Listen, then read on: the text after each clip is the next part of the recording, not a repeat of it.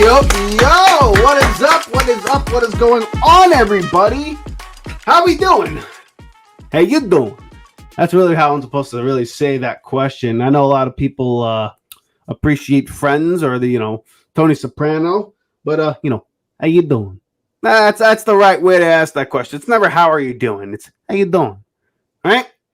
So to all my pseudo paisans, because I'm not a paisan. I'm just an Indian boy. In Long Island. Okay, I'm a bald Indian guy. I'm not a paisan. I'm not Italian, but there are a lot of people out here who are Italian, and I'm friends with a lot of Italian people. So I call them paisans because that's what they are, fellow paisans, right? How you doing? Listen. This episode, we're just going to talk about Philadelphia and OTAs, okay? I'm not going to go too in-depth about it because I'm not a reporter. I'm not an insider. I don't have any insight in regards to the Philadelphia Eagles. I'm just a fan like you and like everybody else who watches football on Sundays, okay? I don't have any connection to the team other than my fandom. So I don't know what's necessarily going on in terms of the inner workings of the team. All I'm looking at is reports and what other channels are talking about in regards to Philadelphia and OTAs. And let me tell you something. OTAs, to me, are a whole lot of nothing. There is nothing going on in OTAs that will determine the outcome of the season unless it's a devastating injury, God forbid. Okay? But I've heard stories in the past that Kenny Pickett's out playing Jalen Hurts. What does this mean? Oh, Keely Ringo didn't come to OTAs. Is his roster spot in question? Like, give me a break. There's guys on this team, or Josh Sweat's not there, James Bradberry. Oh, listen. OTAs don't determine whether or not you can play the game or not. They don't. In all honesty, to me, OTAs don't necessarily matter in terms of the ultimate outcome of the season. Now, you have them because you want to get back into football shape. You want to get the mental reps in of a new install, for example, or any sort of nuance that you're going to add to the offseason, to the new playbook, to any sort of concepts that you've built on the last season, right? In that sense, there's value. But overall, I could sit at home and watch film. I can get my own workouts in and not have to worry about OTAs, in my opinion. But that's just me. That's my opinion in regards to OTAs, and we'll kind of dive a little bit more into that and some of the other things that are of value to me in OTAs, but mainly not much going on. But before we get into all that, I forgot to introduce myself. And for those of you who have not been here at the Riding the Bench Eagles podcast, I am Asif Badi, your host. And like I mentioned before, I am not a news reporter. I'm not an insider. I don't have any sort of connection to anyone in Philadelphia other than my fandom. Okay? So this is a pure reactionary show. We're not breaking news over here. I react to what's going on in Philadelphia, and I give you my opinion on what I believe is the right approach to potentially winning and hoisting a Lombardi trophy, right? That's the goal for every Philadelphia Eagle fan, to see our team get to the promised land and cash in. That's what we want. That's what we believe this team can do, especially with the talent on the offensive side of the ball. So, let's get into it. OTAs, to me, don't mean anything. I already mentioned that before. It doesn't determine whether or not a guy can play or not. So, the fact that Keely Ringo's not there, that Josh Sweat wasn't there a few days, or guys are missing days in OTAs, to me, I don't give a crap. I really, really don't. Doesn't mean anything to me. Honestly, the only value from OTAs for me, just as a fan, is for the rookies and for some of the younger guys or some of the new acquisitions on the team. Okay. Now, this one's a little bit different because we added 2 new coordinators and we added so many free agents and rookie draft picks. So most of the team is at OTAs right now, taking in the new install on both sides of the ball. But generally speaking, to me, this is mainly for the young guys like rookies and for new acquisitions, okay? Mental reps, getting the new install, knowing how the team works, getting used to playing football once again after some time. That's what OTAs are for. You're literally in, shorts, you're in a helmet and your practice jersey. That's it. You're not hitting nobody. There's no contact. It's 7-on-7. You're not getting any sort of value in terms of, understanding one's physical ability. on the football field. You're getting them mental reps. You're just getting them used to throwing and catching a football in rhythm once again. That's all. Okay? So when you hear stories about like Kenny Pickett playing well in OTAs, what does that mean for Jalen Hurts? Or, oh, this guy didn't look so hot in OTAs. Like, I don't care. Like, none of it matters at all. It really doesn't. Like, we all know good and damn well Jalen Hurts can have the worst OTAs in the history of Philadelphia, and you know good and damn well he's going to be the day one starter. Like, it's just not like there is no doubt in my mind that's going to happen, right? But Kenny Pickett throws a few good passes, was on target against air, basically, and we're saying, oh, something's cooking here in this quarterback room, isn't there? Is there something going on here? No, give me a freaking break, okay? We all know Kenny Pickett is a backup. And quite frankly, in my opinion, the guy's not very good. I thought he'd be decent coming out of college. I actually liked him coming out and actually liked him going to Pittsburgh. But you know what? Has not panned out. And boy, oh boy, he's got some fucking the unmitigated gall that guy got. You know, I guess you have to have that as a quarterback. Because I always have a saying, if, you know, show me a quarterback and I'll show you an asshole. You know, you got to have that sort of like that fuck you attitude as a quarterback at times. You know, like I get it. But boy, the freaking audacity the guy has. Let me tell you, that's a whole nother can of worms. But I digress. He knows his place in Philadelphia at the moment. He's going to be quarterback 2 or 3 because I do believe Tanner McGee's better than him, but that's neither here nor there. They like Kenny Pickett. They brought him in for a reason. He's probably going to be quarterback 2. Jalen Hurts is the starter. No biggie there. However, there are stories out of OTAs, in my opinion, that do matter. Okay? And I already mentioned before the mental reps that are valuable for some of the younger guys and the new acquisitions on the team, like Saquon Barkley in the offense, or Quinyon Mitchell, Cooper DeJean on the defensive side of the ball, Jeremiah Trotter, right? Getting those mental reps in, seeing Devin White look pretty good in terms of being able to, you know, read you know, passing concepts. All that stuff is good against 7-on-7, right? But the one that really got to me the other day, and again, this could change, but like James Bradberry not showing up to OTAs to me, that seems significant because he played so bad at the end of last year and just all of last year. There have been questions on whether or not he's worth the roster spot. Now, for those of you who have been here before, you know I don't value James Bradberry's contributions as of last year. I think I would I would trade this guy for a sack of cherries.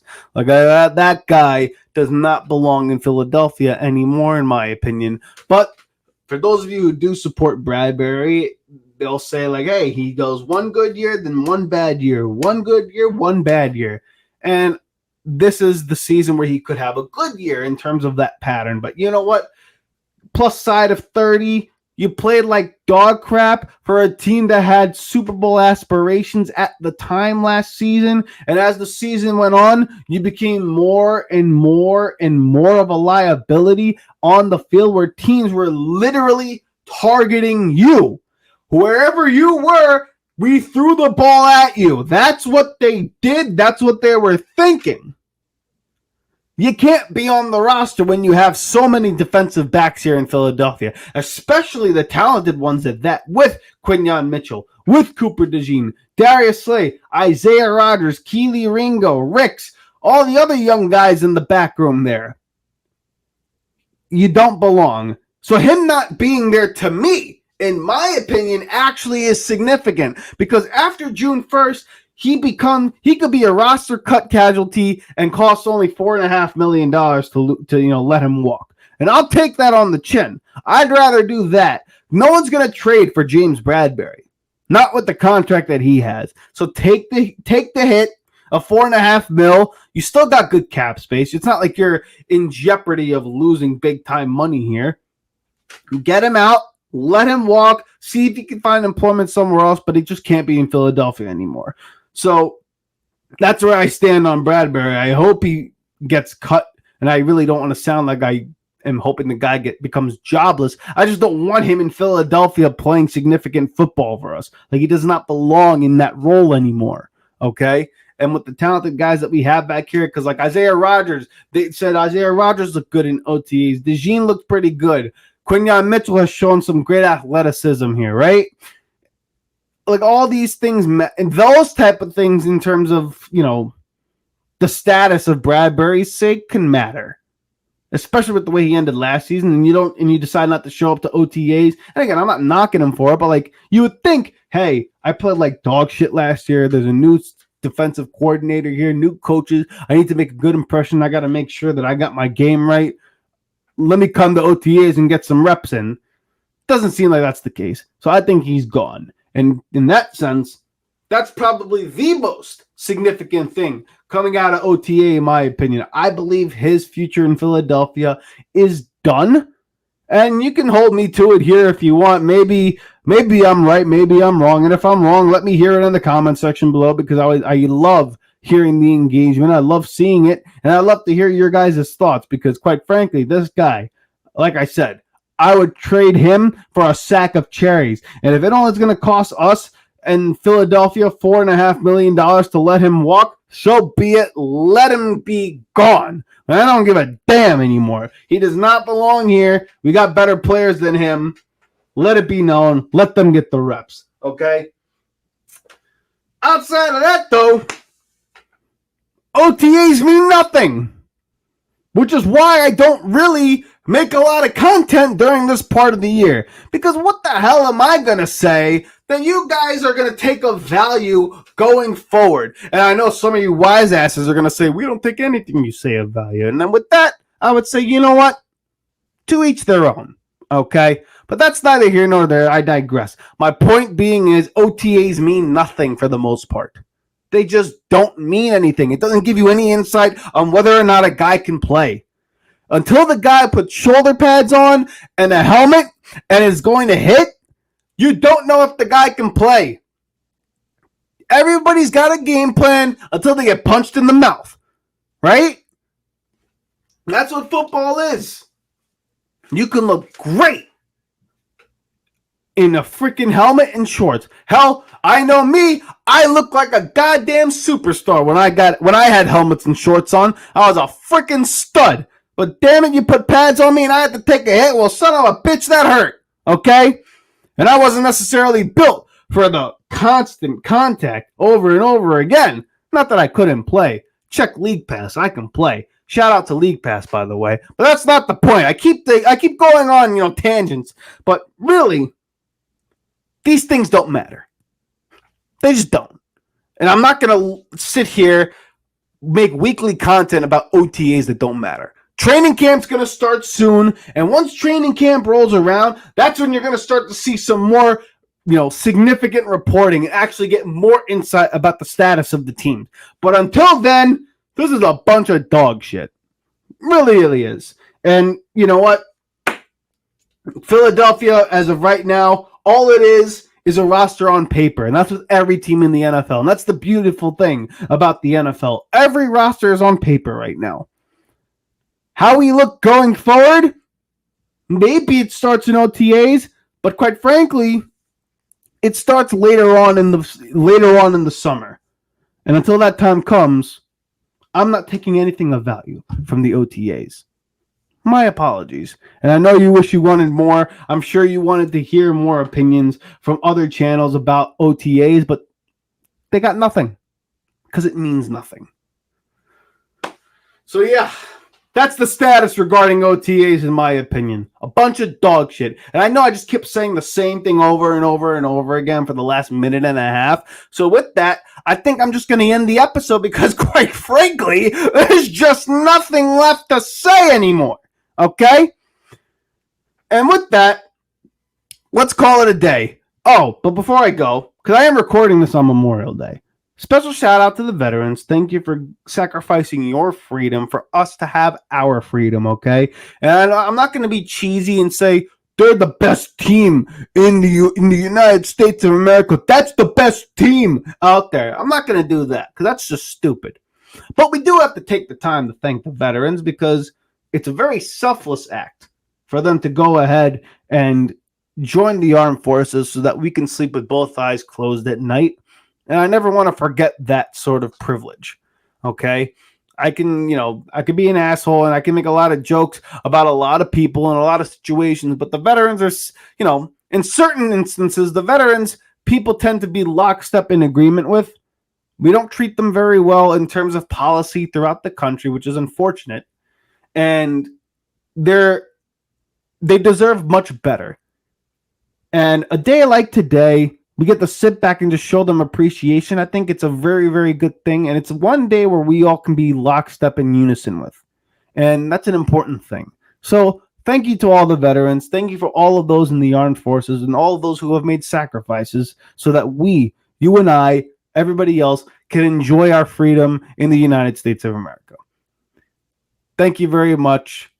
We appreciate your sacrifice. Hey, you got through a full episode of the Riding the Bench Eagles podcast. Thank you for watching. If you want to support the channel, hit the like and subscribe button below.